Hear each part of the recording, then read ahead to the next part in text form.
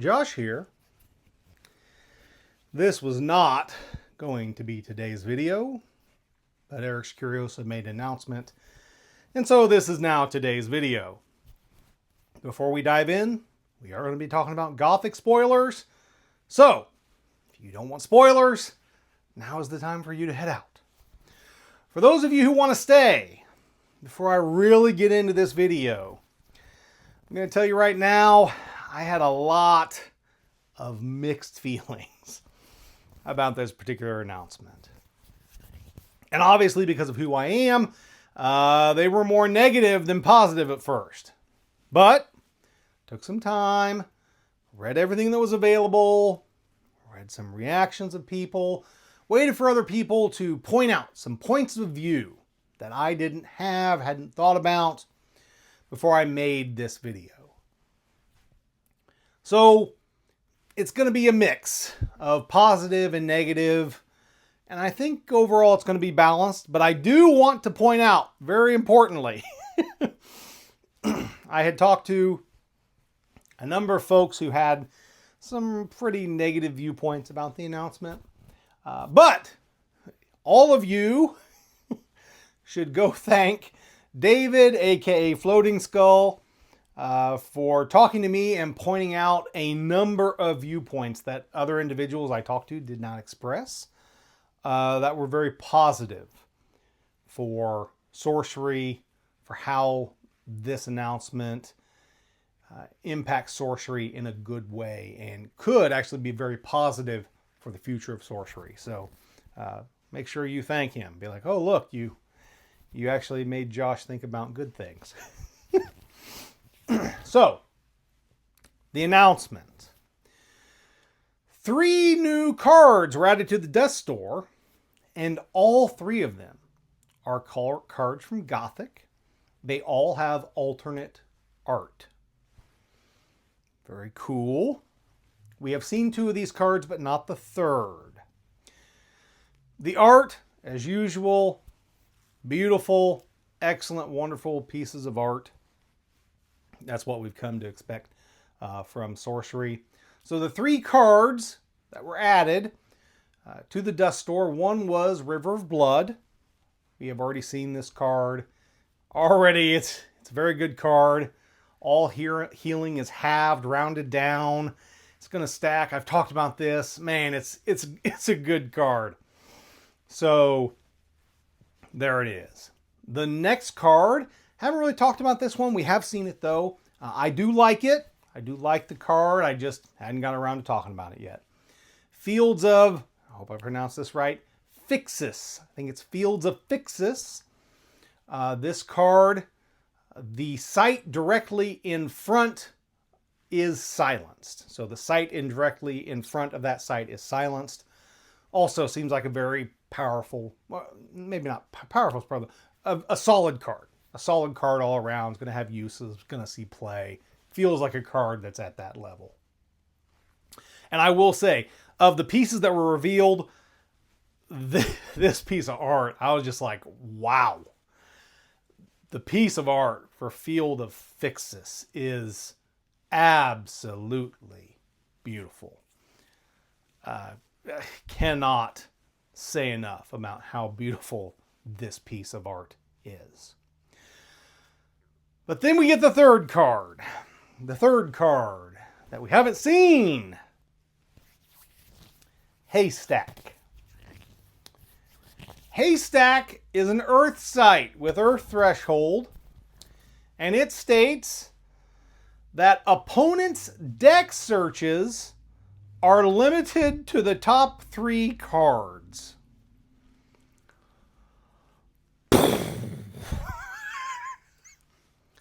Holy cow.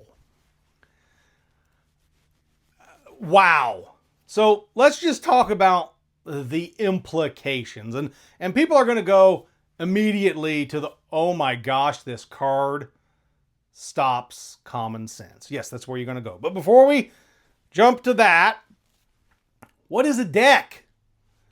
Right now, looking at the codex states and only talks about 2 things being a deck. your spellbook and your atlas. Those are the only two things in the codex currently that it talks about being a deck. So presumably this is not going to include the cemetery. All right. So that's the premise I'm working from. The spellbook and the atlas. Any card that your opponent uses to search either of those is limited to the top 3 cards. So let's start with the obvious. Common sense. Yes. This hurts common sense in ways I can't even explain. But on top of common sense, the most obvious one, let's think about all the other cards this hurts. Highland Princess. Ugh. Ouch. Highland Princess. A very important card for a lot of decks. No more. Cannot search more than the top 3 cards.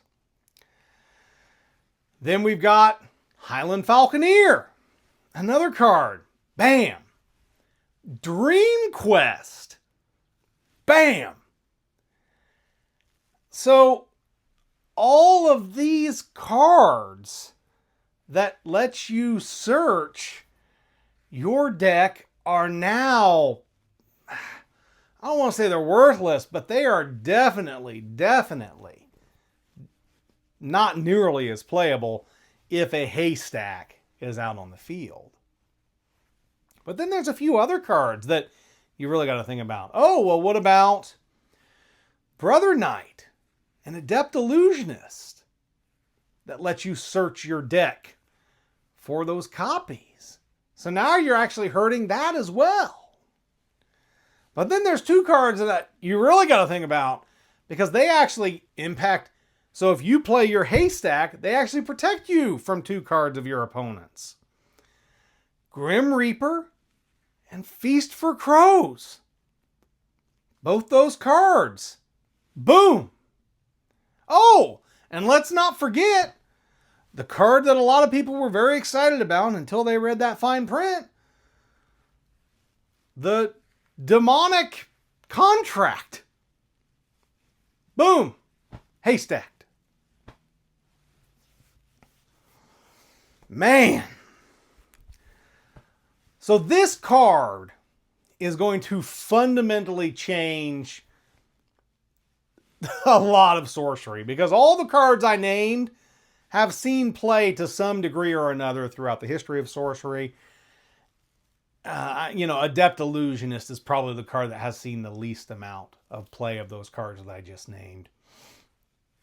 But there's other cards, Assorted Animals. I mean, anything that searches a deck, it just got hit by Haystack. So this card is going to change how sorcery is played because I have no doubt that it is going to be appearing in many Earth decks. This card is so powerful that it may end up on a funeral pyre level of inclusion where, there was a point where people were just including funeral pyre in their deck to counter Archie. Even though they weren't playing fire, they were just putting funeral pyre in. I think Haystack is powerful enough that people may just be like, I'm just including 3 Haystacks. There's no reason not to. It stops my opponent from being able to search other than the top 3 cards. So, yeah. That, yeah. But then we get to, okay, so these very cool, all right, well, cool. They're alternate arts. All right. Well, people will be able to play these and they'll be legal with the release of Gothic, right?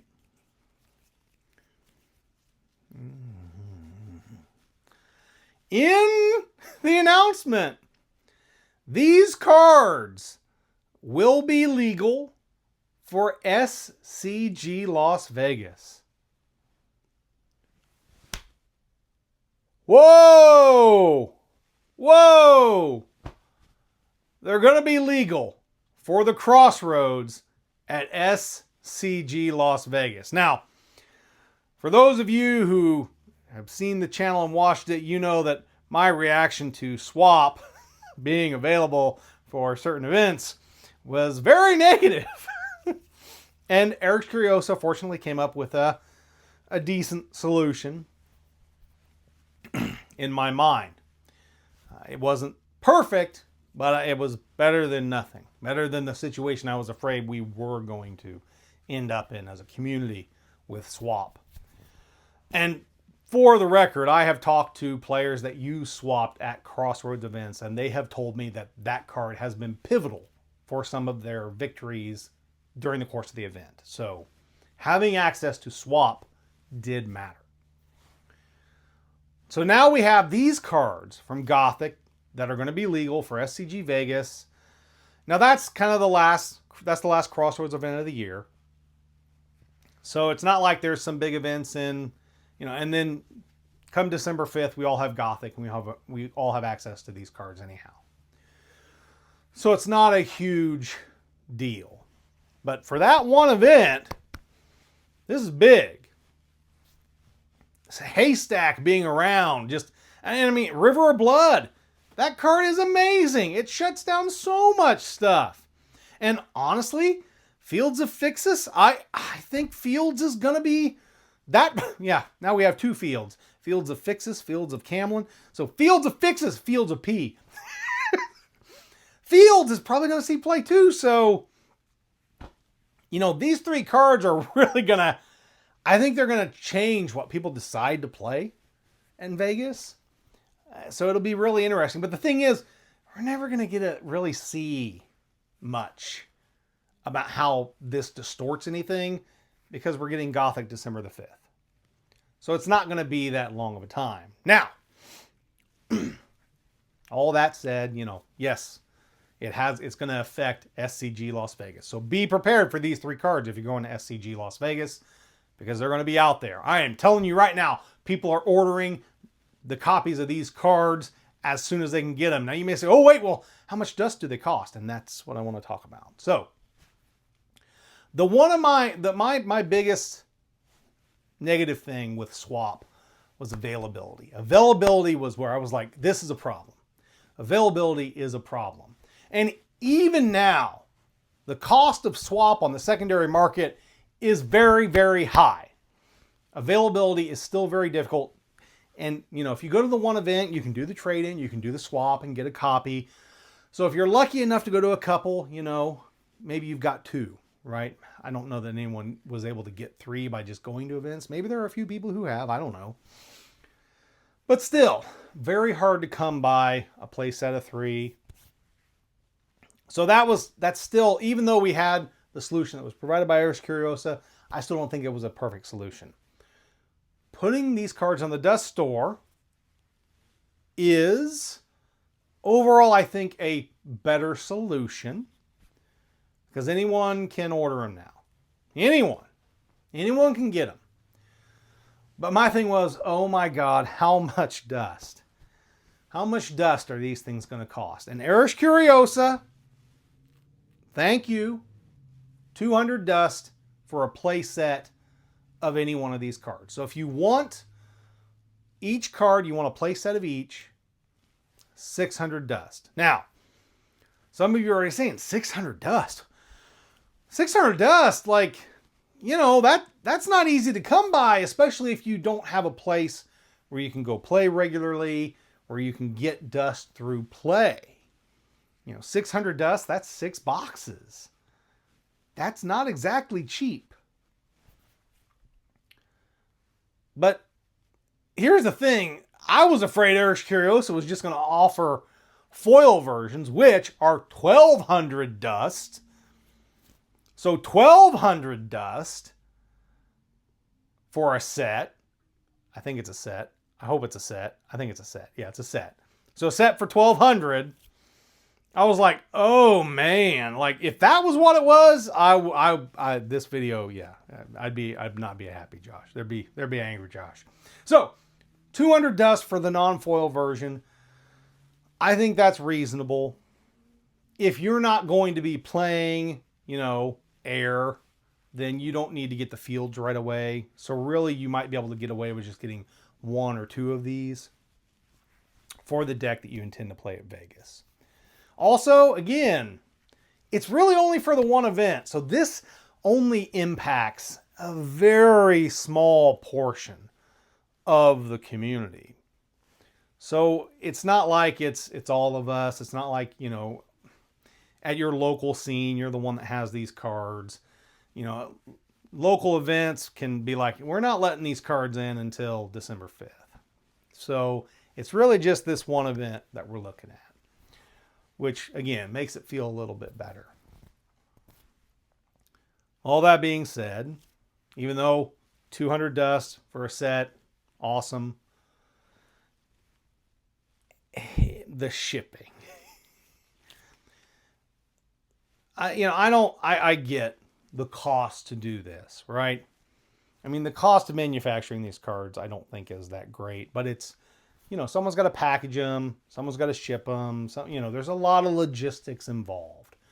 So for the US, you know, I hopped on there, loaded up into my cart just to see how much it would cost me to get them shipped to me. And it was $17. It's a little high, but you know what? Postal Service has been raising the price of, you know, postage quite a bit. So I just shipped something and I did an estimate and I was like, man, 3 years ago, I could have shipped this for $5 and now it's $10. So when you throw in all the costs of the handling of getting it packaged up and shipped out, although let's make sure we're handling these and actually putting them in, you know, and protecting them, right?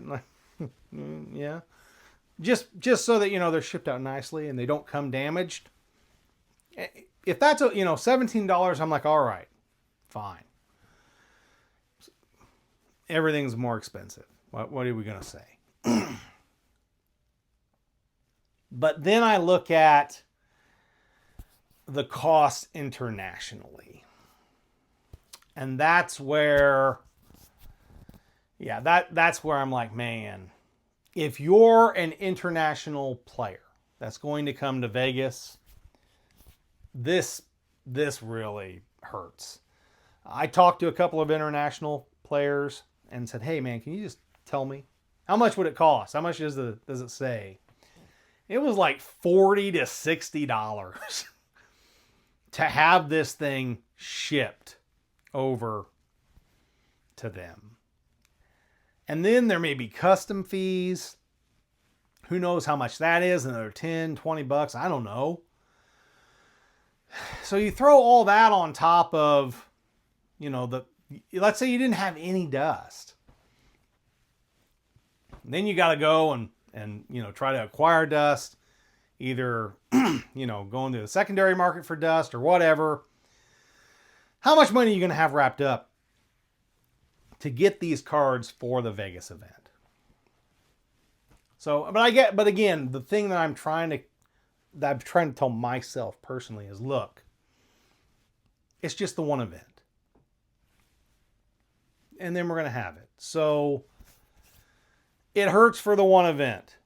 And certainly if you're an international player who's flying all the way over to the US to play in Vegas and you get hosed by Haystack, yeah, it's not going to be a good feeling. But I do think that putting them on the dust store as a non-foil set for 200 dust is a much more elegant solution than the swap trade-in. As thematic as thematic as getting the swap is by swapping a card, which is a really neat way to do it, putting them on the dust store means anyone can get them. Put them on the dust store. Anyone can get them anywhere. They don't have to attend one of these major events. So overall, I like this solution better, even though, you know, it does have some cost. But here's the thing. You know, to go get a swap, you got to travel to one of these big events. We're talking hundreds of dollars. If you're international, thousands. So putting them on the dust store, yeah, nobody likes to pay shipping. None of us do. Got this world of free shipping that we had a while ago back. Everyone's like, I don't want to pay shipping. I want free shipping. Yes. So This solution of putting them on the dust store, I do like a lot better. And I really applaud Erik's Curiosa for making these non-foil copies available for 200 dust.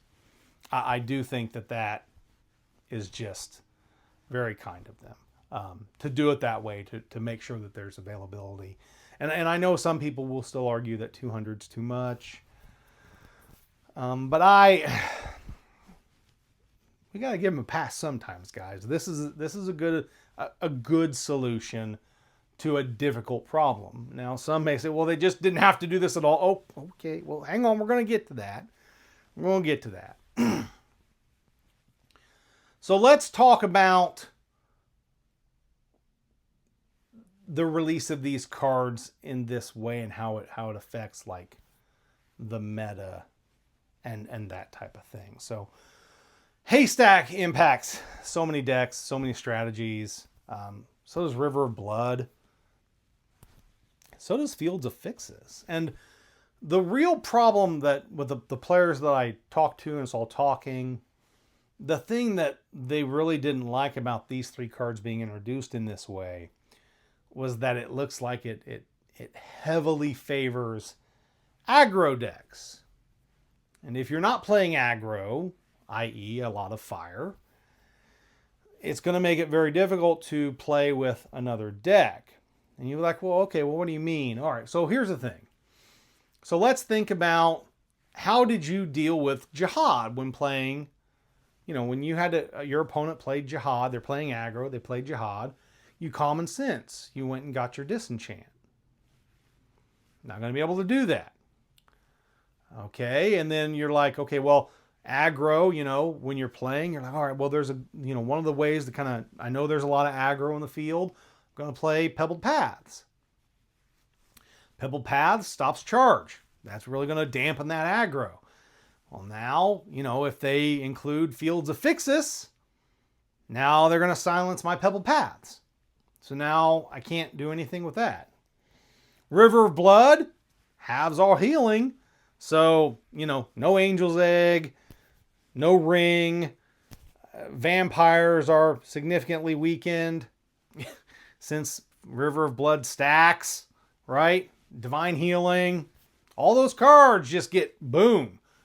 Again, and this card, River of Blood, is a fire. So fire deck's going to be running it.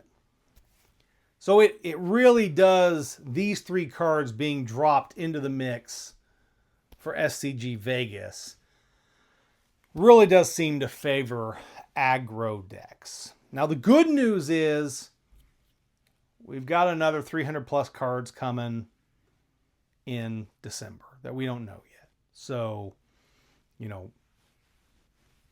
in terms of this isn't the final meta, right? Let's not think that. That isn't the case. But certainly for this crossroads in Vegas, it feels like aggro was just given a whole lot of additional tools to deal with some problems that they had. So that is kind of where that's at. But again, I am trying to come back myself personally and say, it's just Vegas. It's just the one event. Now, again, you've spent a lot of money to go to the event. I get that. Taking time off from work, all those things. And you were planning on playing this deck. And now we are, a month out from the event. Just a little bit more than a month out from the event. And the deck you've been testing for the past 2 months, it's out the window. Because these three cards are going to be legal at Vegas. I would understand the frustration of the most competitive players who have been repping with their decks. And then all of a sudden, these three cards that are going to fundamentally change how we play Sorcery, especially in this near term when we don't have the rest of the set, I can understand why they'd be frustrated. So there it is. It's a mixed bag. This one really is a mixed bag. But where could this lead? Let's think about that. Where could this lead? Could Erik's Curiosa in the future, and this I fully credit to Floating Skull. I didn't think of this at all. This was fully his idea. Could Erik's Curiosa use the dust store in between the lulls to drop some new cards into the meta to shake things up? One of the big complaints that many people in the community have had is that, man, this year we all thought it was great to begin with, but now we're kind of like, boy, 2 sets a year would really help. What about the dust store used in this way? If, I don't know, every quarter we were given 3 new cards that are as powerful as these 3, right? That are previews of the next big set. And let's assume that from now on, I don't know, a December release all the time seems really bad to me. I don't know if that's the best time to release. I'm sure Erik's Curiosa will reevaluate that. And maybe maybe with the next set, they'll try to like get it in October, September. I mean, I'm all for the release coming at Gen Con. I think using Gen Con as the vehicle for that release would be the best way to go. That's just my opinion. But if we went that way, I think that would be great. If we saw the 1 year set release happen at Gen Con or Spiel, either one, right? The two biggins. We do that every year, but in between, we have these little drops. A couple of preview cards from the next set that maybe take a swing at a particular problem card or cards or strategies, right? Could that lead to a healthier place where we don't have players, especially players that are highly competitive, saying, I just can't play this game anymore because it's always the same. I'm always fighting this one deck and I hate it. It's actually sounds like a reasonable idea. Something that could work out. So, big mixed bag. Positives, negatives. I think we just got to see how it works out. It's kind of where we're at. And at the end of the day, it's just the one event. It's not long term. So it's going to be all right. It's going to be okay. They're learning. Erik's Curiosa is learning every day. That's it for today. As always, keep on contesting the realm!